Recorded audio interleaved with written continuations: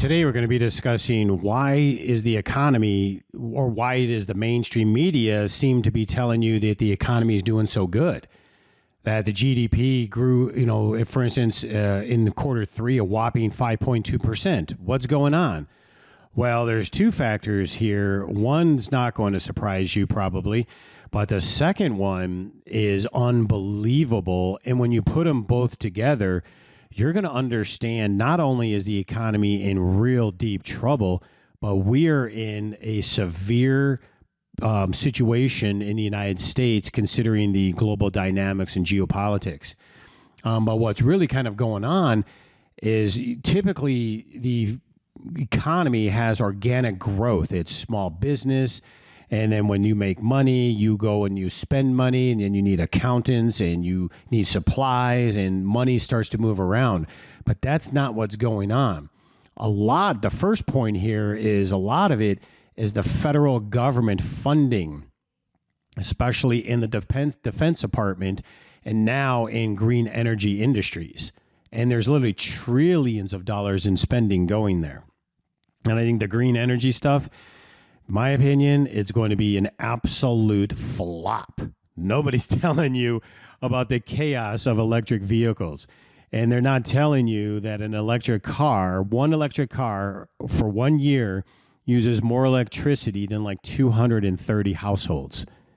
They're not telling you about the minerals that it takes, like cobalt and silver and other minerals it takes to build an electric vehicle, and the mining that needs to be increased by like 1,000% in order to provide these resources are just not available.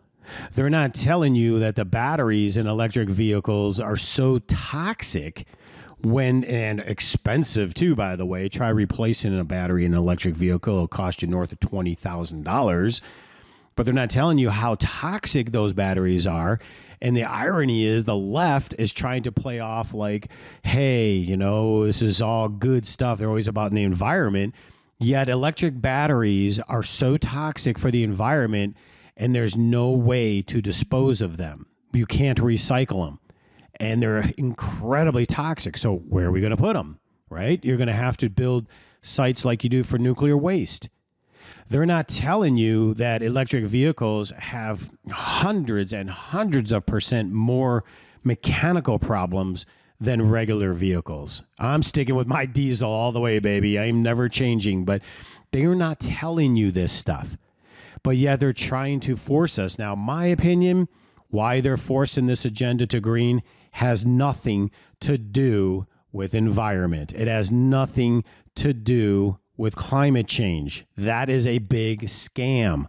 I've even seen congressional testimony where they cornered the people, the scientists and the people talking about it, at what level of carbon dioxide or the waste that's in the atmosphere is coming from human beings.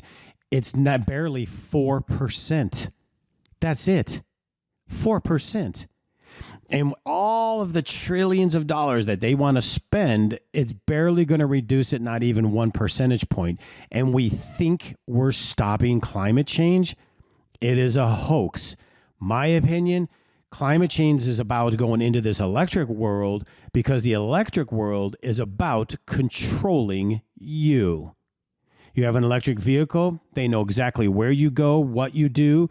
Your phone calls are recorded. You're being recorded internally inside your car with cameras, and they can turn it off.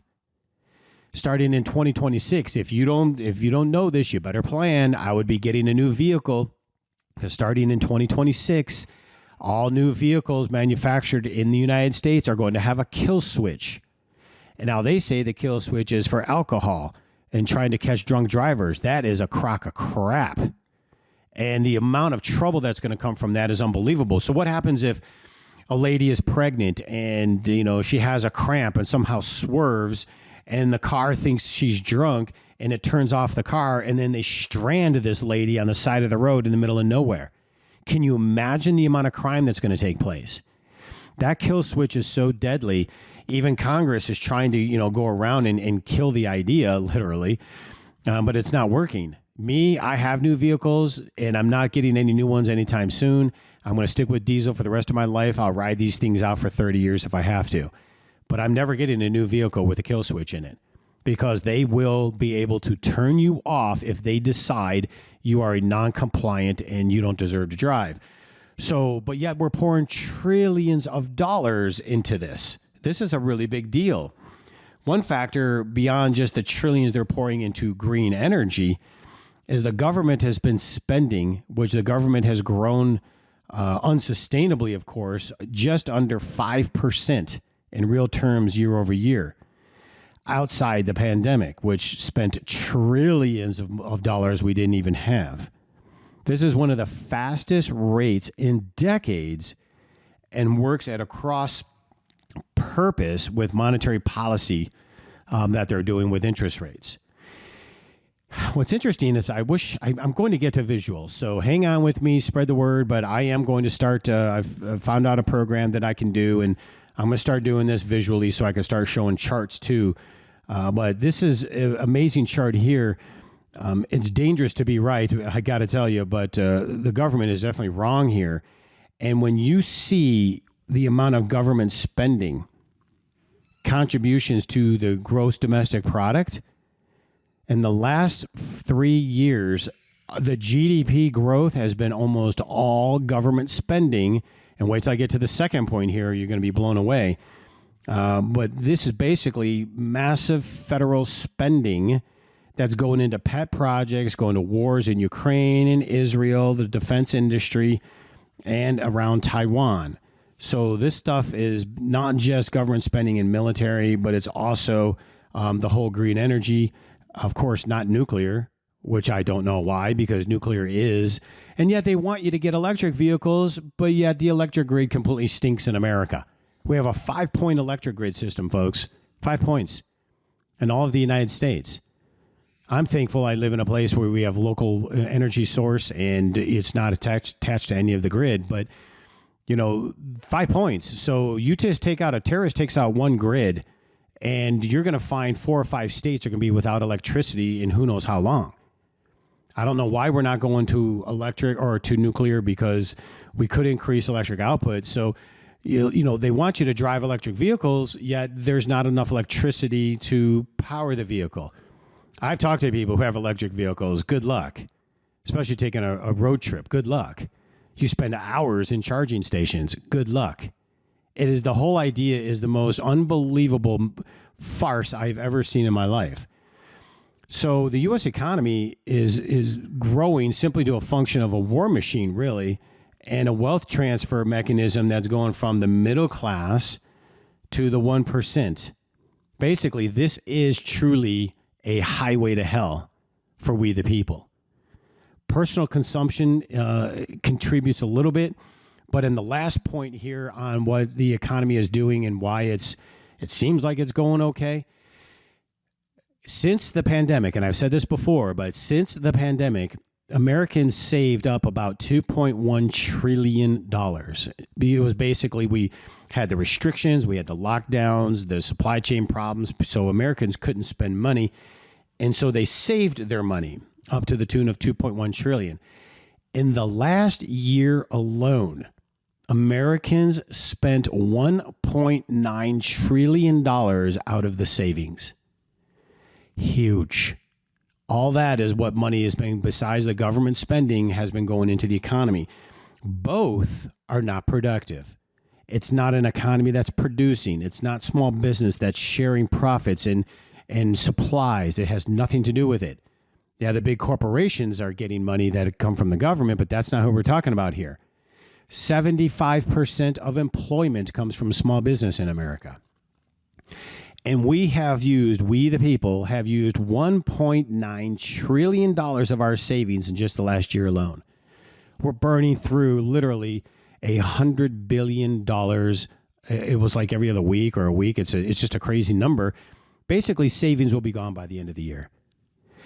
So here's what I contend. If the government doesn't keep printing money, they can't keep spending on the government projects. So as they print money, they're going to create more inflation. The people no longer have savings to spend. So what's going to happen? You have layoffs going on everywhere. People are not going to be able to spend money on stuff. They don't have the extra cash for it, and inflation is going to continue to rage. I don't care what they say. The inflation numbers they're telling you are a complete lie. You have to go to shadow statistics to get the truth, but we're still in double-digit inflation, and if they lower interest rates, it's going to really explode. We could have hyperinflation, potentially. There's a reason why Argentina voted in a Donald Trump-like candidate. Other countries in Europe are voting in Donald Trump-like candidates. They're realizing that the left is out of control and there's no more of this middle ground. You now have communism, perversion on one end, and then you're struggling. So where are we going to go? I think people are ready to go back to nationalism, and that's what the power elite do not want to see because that goes against the plan. But I got to tell you, folks, I still believe in we the people.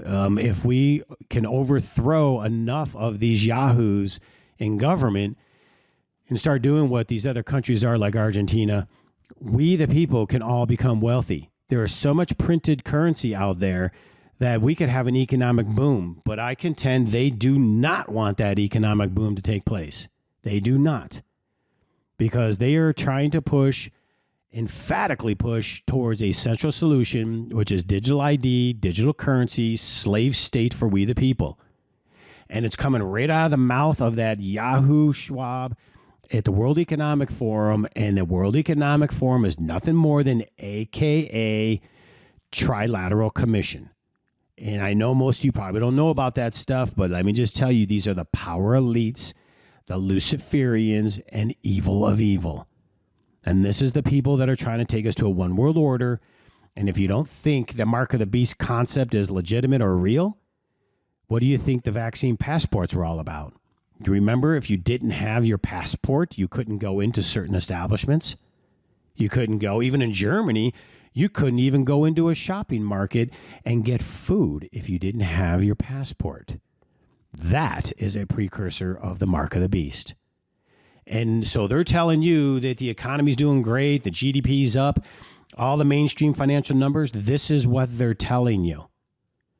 But it's not even close to being true because a real economy are small business, which employs 75% or more of the people, trading money and profits to small business.